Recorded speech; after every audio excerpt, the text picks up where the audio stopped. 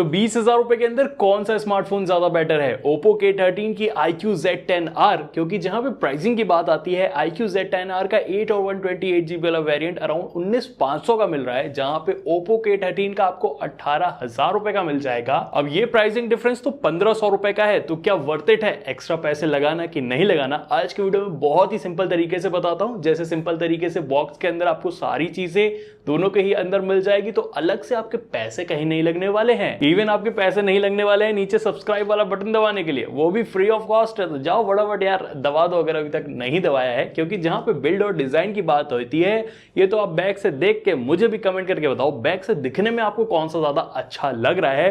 वैसे मैं कहूंगा भाई दोनों में एकदम टक्कर वाला मुकाबला है, चाहे आप iQOO ले लो चाहे आप Oppo ले लो। देखो एक चीज का जरूर से डिफरेंस यहां पे है कि जो iQOO है इसका वेट अराउंड 187 ग्राम रहता है, जहां पे Oppo का वेट अराउंड 210 ग्राम रहता है। अब ये वेट डिफरेंस बैटरी की वजह से भी है और ये चीज आपको फील भी हो जाती है। देखो बैक से यहाँ पे iQOO में आपको प्लास्टिक मिलता है, हालांकि प्लास्टिक की फिनिश अच्छी है तो यार लुक में काफी अच्छा होने वाला है। इन हैंड फील भी लोगे ना तो सॉफ्ट सा थोड़ा सा फील आता है, तो वो भी एक अच्छी चीज है।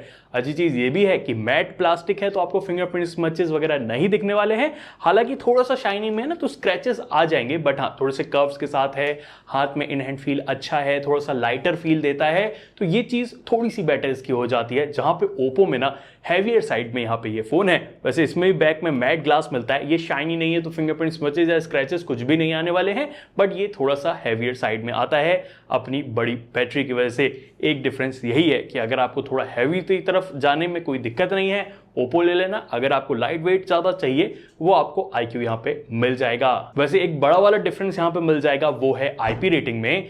iQOO में आपको IP68+69 दोनों की ही रेटिंग मिल जाती है, तो पानी में इसको पूरी तरीके से डुबो दो तब भी कोई दिक्कत नहीं आएगी। बट जो Oppo है इसके अंदर सिर्फ IP65 की रेटिंग मिलती है, तो इसको पानी वगैरह से थोड़ा ज्यादा बचाना होगा। वैसे दोनों में से किसी भी कंपनी में आपको वारंटी वाटर डैमेज के लिए नहीं मिलेगी, तो जानबूझ करके मत गिराइएगा। वैसे जानबूझ करके यार मैं डिस्प्ले की भी बात नहीं करूंगा अभी, क्योंकि थोड़ा सा आगे करते हैं उससे पहले आपको क्लियर कर दूं कि दोनों में डुअल स्टूडियो स्पीकर आते हैं, दोनों के काफी सिमिलर साउंडिंग है। ऐसा नहीं है कि दोनों में से कोई बेकार हो या दोनों में से बहुत ज्यादा कोई अच्छा हो, ऑलमोस्ट सिमिलर मिलेंगे। इवन हैप्टिक्स वगैरह भी दोनों में ऑलमोस्ट सिमिलर मिल जाते हैं। वैसे डिस्प्ले प्रोटेक्शन वाइज Oppo में ड्रैगन टेल स्टार 2 की प्रोटेक्शन मिलती है, जहां पे iQOO ने डायमंड शील्ड ग्लास की प्रोटेक्शन यूज करी हुई है, तो दोनों ही ऑलमोस्ट सिमिलर ही आपको मिलेंगे। बट हाँ डिस्प्ले की जहां पे बात आती है एक चीज तो जरूर से है, iQOO यहाँ पे क्वाड कर्व डिस्प्ले लेके आता है, जहां पे Oppo यहाँ पे फ्लैट डिस्प्ले लेके आता है। आप किसके दीवाने हो कमेंट करके बता देना, क्योंकि एक चीज इसमें बड़ी वाली ये है कि अगर आप बेजल्स पे नोटिस करोगे ना तो यार Oppo के बेजल्स बड़े साइड में है, जहां पे iQOO में एकदम थिनर मिलते हैं, तो एज टू एज वाली डिस्प्ले का एक्सपीरियंस थोड़ा आपको iQOO में बेटर देखने के लिए मिलेगा।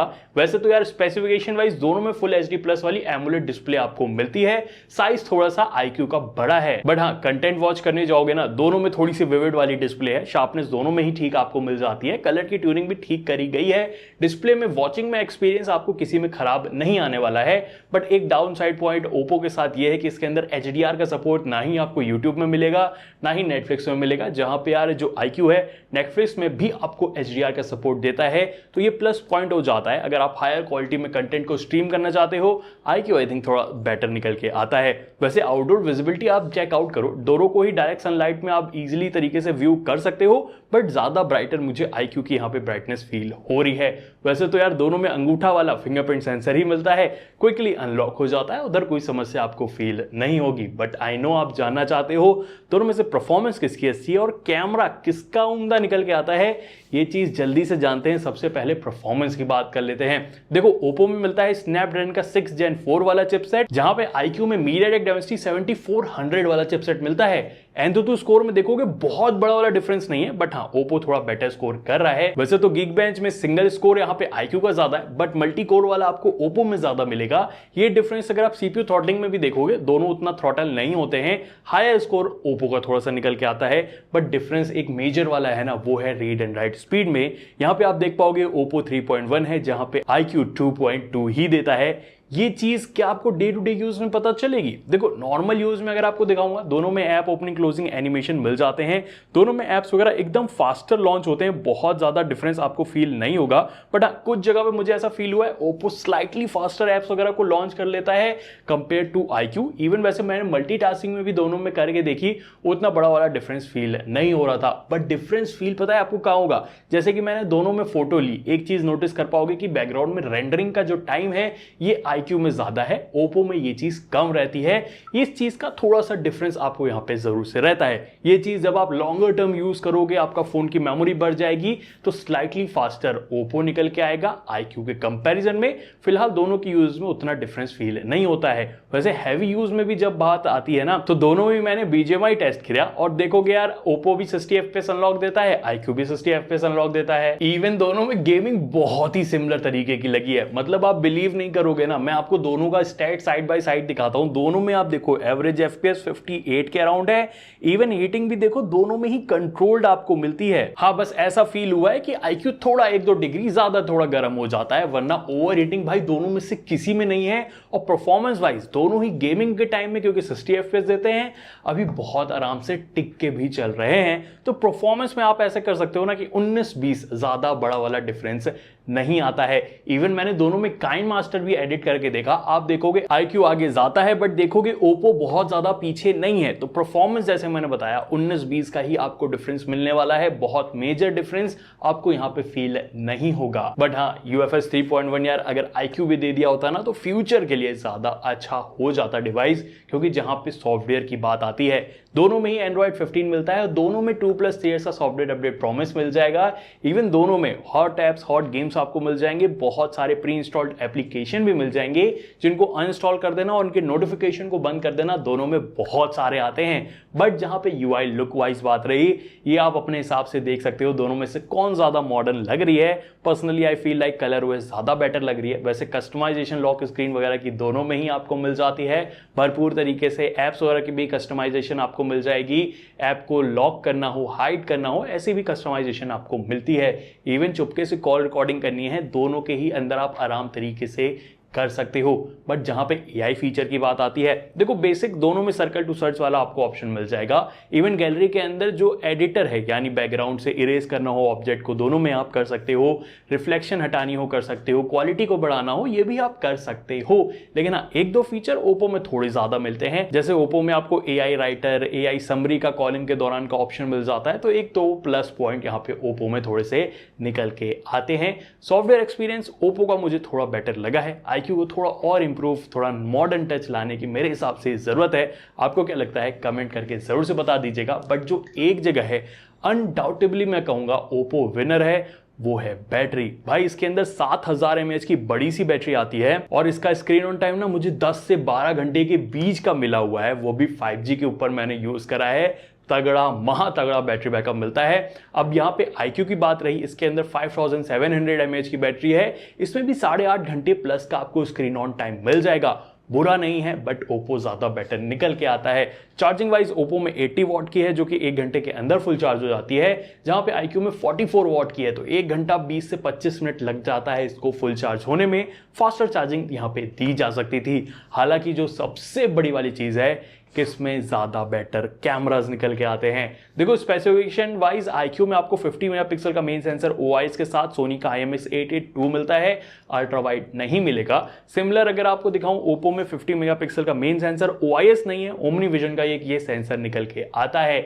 अब सेल्फी कैमरा ओप्पो में 16 मेगापिक्सल का एंड 32 मेगापिक्सल का iQOO में मिलता है। अब सेल्फी कैमरा की सबसे इंपॉर्टेंट चीज ये है ना कि फ्रंट से आप वीडियो रिकॉर्ड करना चाहोगे तो 4K में आप iQOO में कर सकते हो, जहां पे 1080p तक लिमिटेड ओप्पो में रहती है। तो 4K बेटर कि 1080p बेटर, ये तो आप मुझे कमेंट करके बता दो, क्योंकि पीछे जो यहाँ पे है मैनेजमेंट ये दोनों में सही कर रखा है। वैसे थोड़ा सा चल के भी मैं दिखा देता हूँ आपको, तो स्टेबिलिटी भी का भी आपको यहाँ पे अंदाजा हो जाएगा किसमें ज्यादा अच्छी अब देखो iQOO में हायर क्वालिटी जरूर से मिल जाती है, बट स्टेबिलिटी आपको ओप्पो में थोड़ी बेटर मिल जाएगी। वैसे एचडीआर कंट्रोल वगैरह दोनों में ही ठीक यहाँ पे मुझे लगा है। आपको किसकी ज्यादा बेटर लगी कमेंट्स में जरूर से बताइएगा। बट हाँ, जहां सेल्फी कैमरा की बात करोगे ना, नॉर्मल स्टिल शॉट्स अगर आप एक बार चेकआउट करोगे, ओप्पो में मुझे फील हुआ है वाइडर तो कैप्चर करता ही है, बट उसके साथ साथ जो डिटेल है, जो शार्पनेस है, जो कॉन्ट्रास्टी ट्यून है, ओप्पो ज्यादा बेटर तरीके से मैनेज कर रहा है कंपेयर टू iQOO। वैसे iQOO में आपको जो एचडीआर मैनेजमेंट है या बैकग्राउंड में जो पोर्ट्रेट ब्लर है वो iQOO थोड़ा बेटर तरीके से इनहेंस करके निकालता है। बट हाँ, फिलहाल एक बार को देखने के लिए मुझे जो सेल्फी है ओप्पो की यहाँ पे ज्यादा बेटर लग रही है। बट जहां पे बात आती है मेन सेंसर की, अब देखो डे लाइट के अंदर दोनों में काफी शॉट क्लिक करे हैं, दोनों में आपको डे लाइट के अंदर उतना खास डिफरेंस नहीं मिलेगा। हाँ, कलर्स वगैरह वाइज मुझे फील हुआ है iQOO के कलर्स थोड़े सेपरेशन जो है ज्यादा बेटर मेंटेन रहता है, ओप्पो का वाइट बैलेंस थोड़ा ऊपर नीचे हो जाता है। वैसे डे लाइट में डिटेल्स में उतना बड़ा फर्क आपको फील नहीं होगा, एचडीआर भी दोनों अच्छे से मैनेज कर लेते हैं, इवन स्किन ट्यून भी दोनों में ही सही आपको मिल जाएगा। iQOO की ऐसी है, थोड़ी सी इंस्टाग्राम रेडी वाली मिलती है। हालांकि लो लाइट के अंदर देखोगे यहाँ पे iQOO थोड़ा और बेटर वर्क करता है कि डिटेल्स इसमें OIS की वजह से ज्यादा बेटर निकल के आती है। लाइटिंग कंट्रोल या हाइलाइट्स वगैरह भी देखोगे ना, iQOO के थोड़े बेटर निकल के आते हैं। हालांकि जब हम बात करते हैं पोर्ट्रेट मोड की, दोनों में से किसी में डेडिकेटेड पोर्ट्रेट के लिए लेंस नहीं है, बट हाँ, अगर आप नॉर्मल एज डिटेक्शन वगैरह देखोगे iQOO में थोड़ा बेटर है। डे लाइट के अंदर दोनों ही ठीक वर्क कर रहे हैं। लो लाइट में ना दोनों में ही 1x वाले शॉट में उतना बड़ा वाला डिफरेंस नहीं फील होगा, डिफरेंस फील होता है मुझे 2x वाले शॉट में, जहां पे iQOO की थोड़ी बेटर डिटेल निकल के आती है। इवन लो लाइट के अंदर देखोगे ना, दोनों ही ठीक वर्क कर रहे हैं। iQOO बट 20 वर्क कर रहा है अगर ओप्पो 19 है तो। कैमरा वाइज अगर मैं कहना चाहूंगा कि यार iQOO ने बेटर वर्क करा है स्टिल फोटोग्राफी में, जहां पे वीडियो में थोड़ा और इंप्रूवमेंट करने की जरूरत है। क्योंकि अगर आप बैक कैमरा से वीडियो रिकॉर्डिंग देखोगे, 4K 30 FPS तक दोनों ही वीडियो रिकॉर्ड कर सकते हैं। 30 FPS की वीडियो रिकॉर्डिंग का आपको सपोर्ट मिल जाता है। कुछ इस तरीके का भी इन्वायरमेंट हो रखा है, तो यहाँ पे आप देखो क्वालिटी किसमें, क्लैरिटी किसमें ज्यादा अच्छी मिल रही है। एक चीज तो मैं जरूर से कह सकता हूँ, जो स्टेबिलिटी है वो आपको यार iQOO में ज्यादा बेटर मिल जाएगी कंपेयर टू ओप्पो, क्योंकि इसके अंदर OIS नहीं आता है। और अगर मैं थोड़ा तेजी से चल लिया ना, तो यार आपका अब बैक से वीडियो रिकॉर्डिंग देखोगे तो एक चीज जरूर से अच्छी है कि यहाँ पे iQOO ने जो स्टेबिलिटी है ज्यादा बेटर तरीके से मेंटेन करके रखी है। क्योंकि ओप्पो में OIS नहीं आता है तो यहाँ पे उतनी स्टेबिलिटी नहीं मिलती है। वैसे डिटेल वाइज दोनों ही ठीक यहाँ पे मेरे हिसाब से वर्क कर रहे हैं। ओप्पो यहाँ पे OIS दे देता ना, तो लो लाइट वाली फोटोज होती या वीडियो रिकॉर्डिंग होती बैक कैमरा से ज्यादा इंप्रूव, मैं कहता और भी टक्कर वाली निकल के आती, क्योंकि इन्होंने ट्यूनिंग को इस बार काफी ज्यादा इंप्रूव करके रखा है। iQOO से एकदम टक्कर वाला मुकाबला यहाँ पे हो रहा है। हालांकि iQOO यहाँ पे अल्ट्रा वाइड और कैमरा देके UFS 3.1 स्टोरेज देते था ना, मेरे हिसाब से बहुत तगड़ा वाला यहाँ पे काम हो जाता।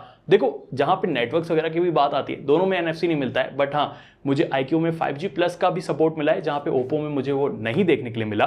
बट इन दी एंड जो बात आती है 1500 रुपए एक्स्ट्रा एक्सपेंड करने चाहिए कि नहीं करने चाहिए, देखो ये आपके लिए ऊपर है। अगर आपको ज्यादा बेटर डिस्प्ले चाहिए, ज्यादा बेटर कैमरा चाहिए, तो आप iQOO को यहाँ पे पिक कर सकते हो। इवन हैंडियर डिजाइन भी आता है।